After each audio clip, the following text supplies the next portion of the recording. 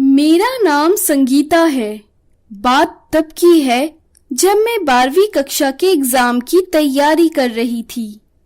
रात को घर के दरवाजे के बाहर मैं पढ़ रही थी। स्ट्रीट लाइट की रोशनी मेरे पढ़ने के लिए काफी थी। माँ पापा अंदर सोए होते थे। मैं उस रात अपना फिजिक्स का असाइनमेंट बना रही थी। फिजिक्स के सवाल करने में वैसे मेरी कोई दिलचस्पी नहीं थी, पर कल असाइनमेंट जमा करना जरूरी था। सवाल करने के चक्कर में रात के 1 बज चुके थे कि तभी मुझे घर के बाहर टॉयलेट की तरफ से कुछ आवाज आई। मैं डर गई। मैं भाग के अंदर गई तो मैंने देखा माँ भी डरी हुई बैठी है। वो मुझसे पूछने लगी, क्या हुआ, तुम चीखी क्यों? मैंने उन्हें बताया कि मैं नहीं चीखी। मम्मी बोली, पर मुझे बाहर से तेरे चीखने की आवाज आई। मैंने उन्हें फिर बताया, पर मैं चीखी ही नहीं। माँ बोली, अच्छा ठीक है, पर तू इतना डरी हुई अंदर दौड़ के क्यों आई? मैंने उन्हें बताया कि बाहर टॉयलेट से कुछ अजीब आवाज आ रही थी। मैं डर गई। माँ मुझे बोली, चल छोड़, बिल्ली होगी वहां पर, अब तू सो जा, इतनी रात हो गई, अब तक सोई क्यों नहीं है तू? मैं माँ से बोली, माँ मुझे असाइनमेंट बनाना है, 5 सवाल अभी और करने हैं। माँ बोली, अच्छा ठीक है, अब अंदर कमरे की लाइट खोल के ही पढ़ ले, बाहर मत जा।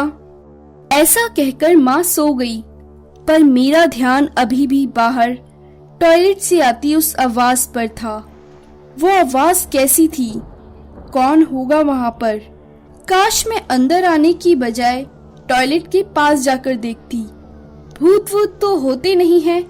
पता नहीं मैं क्यों डर के अंदर भागी। ऐसे सोचते सोचते जाने कब मेरी नींद लग गई, पता ही नहीं चला। अगले दिन मैं रात को फिर अपनी चौखट पर पढ़ने बैठ गई। स्ट्रीट लाइट की रोशनी मेरे पढ़ने के लिए काफी थी। हालांकि कुछ तकलीफ जरूर होती थी, पर पापा की नींद खराब हो जाने की वजह से मैं कमरे के अंदर नहीं पढ़ती थी। रात के करीब 1 बजे थे। तभी मुझे टॉयलेट के पास से फिर कुछ आवाज आई, पर इस बार मैं डरी नहीं। मैंने ध्यान से आवाज सुना तो मेरे पैरों तले जमीन खिसक गई।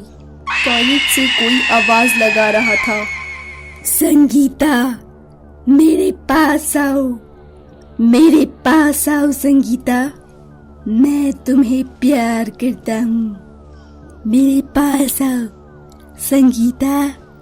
मैंने बड़ी हिम्मत करके टॉयलेट के पास जाकर देखा तो वहां एक शैतान था जो मुझे बुला रहा था।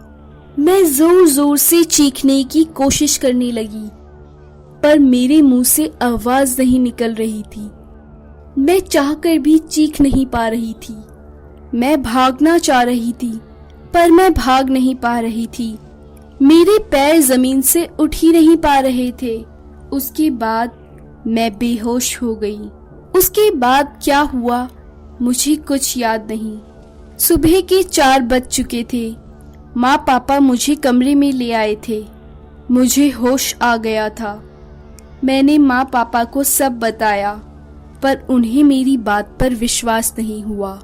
उनका कहना था, भूत वूत तो होते नहीं हैं, लगता है तुम्हें वहम हुआ होगा। पर अगले ही दिन मैं बीमार पड़ गई। मुझे तेज बुखार था। मेरी हालत बहुत खराब थी। डॉक्टर के पास दिखाया, पर कुछ इलाज ना हो पाया। मेरी माँ मुझे फिर ओझा के पास ले गई। वहां से मुझे झाड़ा लगवाया और मैं धीरे धीरे ठीक हो गई। उस दिन के बाद से मैंने कभी रात को पढ़ाई नहीं की। वो टॉयलेट का भूत मुझे आज भी याद है। ऐसी ही और कहानी सुनने के लिए हमारे चैनल को सब्सक्राइब करें और लाइक बटन दबाना ना भूलें।